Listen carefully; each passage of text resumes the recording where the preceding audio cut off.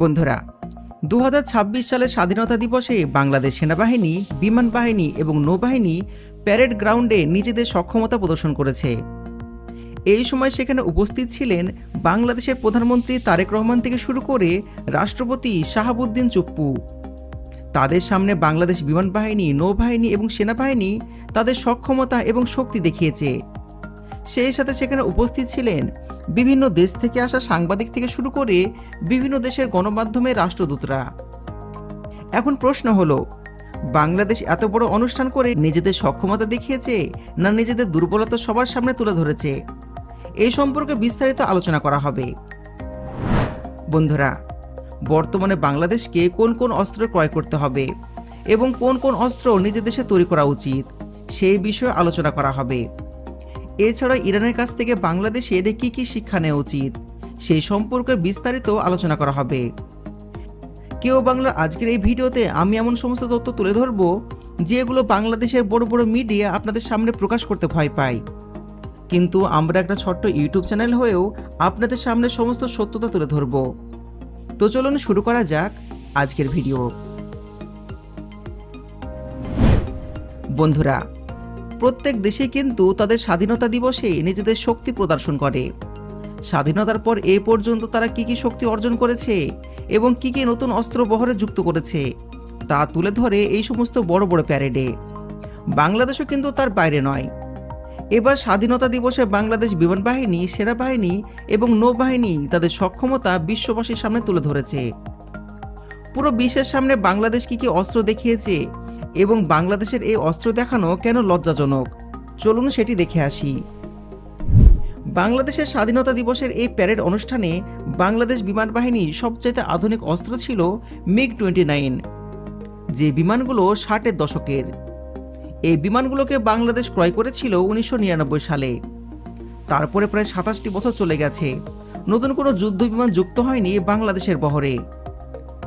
দেখুন বন্ধুরা, 27 বছর সময় কিন্তু কম নয়। প্রতি বছর যদি বাংলাদেশ একটি করে যুদ্ধ বিমান কিনত, তাহলে আজকে প্রায় 27টি নতুন যুদ্ধ বিমান থাকতো বাংলাদেশের বহরে।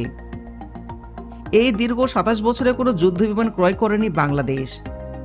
বাংলাদেশ মোট 8টি যুদ্ধ বিমান ক্রয় করেছিল এবং সেই সময় বাংলাদেশের ক্ষমতায় ছিলেন শেখ হাসিনা।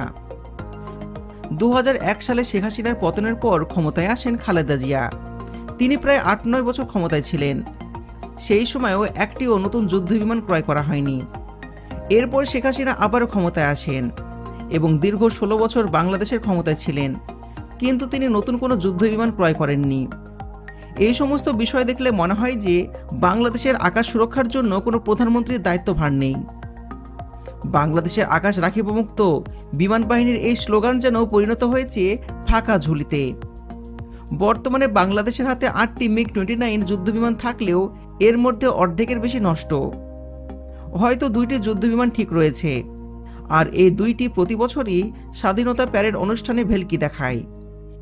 দেখে মনে হয় এই 2টি বিমান শুধুমাত্র স্বাধীনতা দিবসের অনুষ্ঠানকে কেন্দ্র করেই রাখা হয়েছে।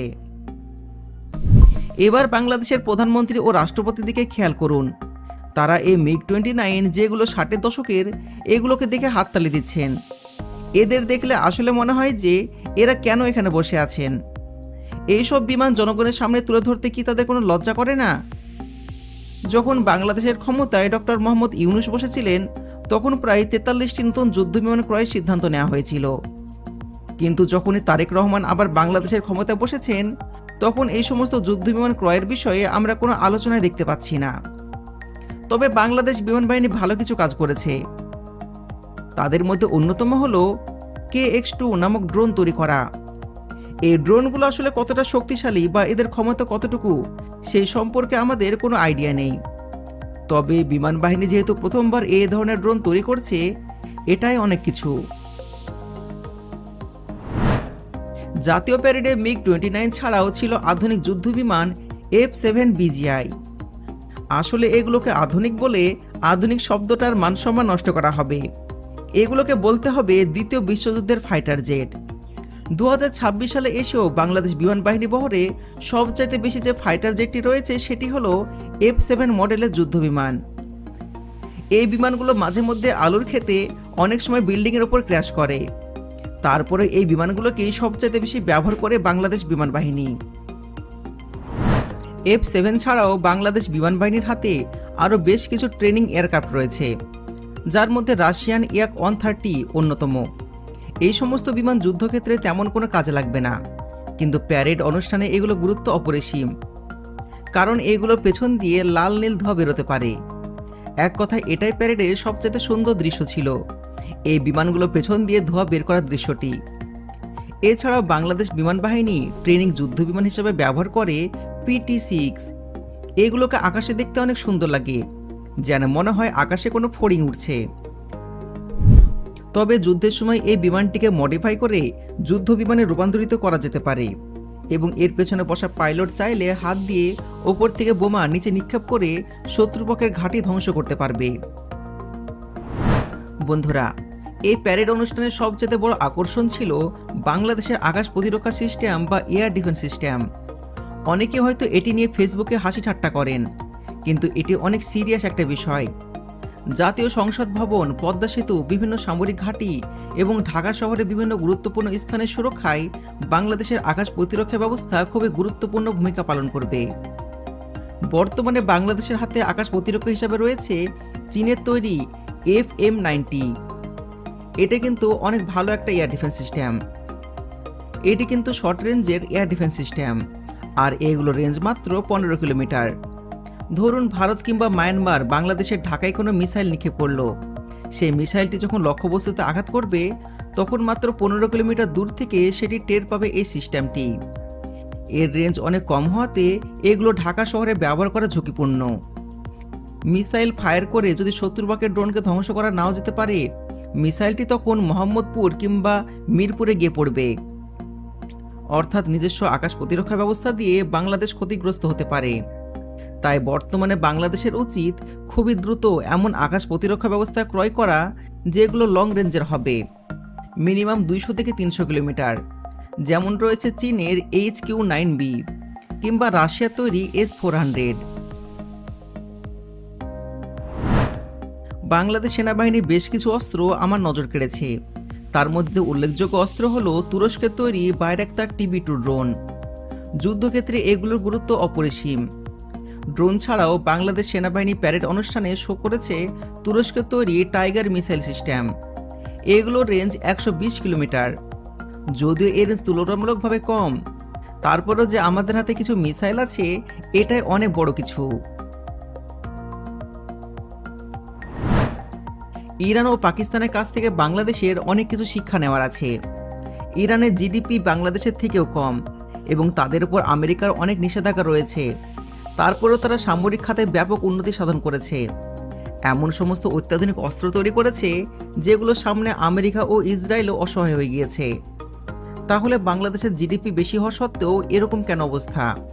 তো এর প্রধান কারণ হলো সামরিক খাতে পর্যাপ্ত অর্থ ব্যয় না করা এবং ব্যাপক দুর্নীতি। বাংলাদেশ যখন কোনো সামরিক কেনাকাটায় টেন্ডার ঘোষণা করে তখন থেকে টাকা পয়সা লুটপাট শুরু হয়ে যায়। মূলত বড় অঙ্কের অর্থ চুরি করার জন্যই এই সমস্ত গোপন করা হয়। আর দ্বিতীয় কারণটি হলো ভারত। বাংলাদেশ যখনই বড় কোনো সামরিক কেনাকাটা করতে যায় বা যুদ্ধ বিমান ক্রয় করতে যায় তখন পেছন থেকে বাধা দেয় ভারত, বিশেষ করে ভারতের গোয়েন্দা সংস্থা র।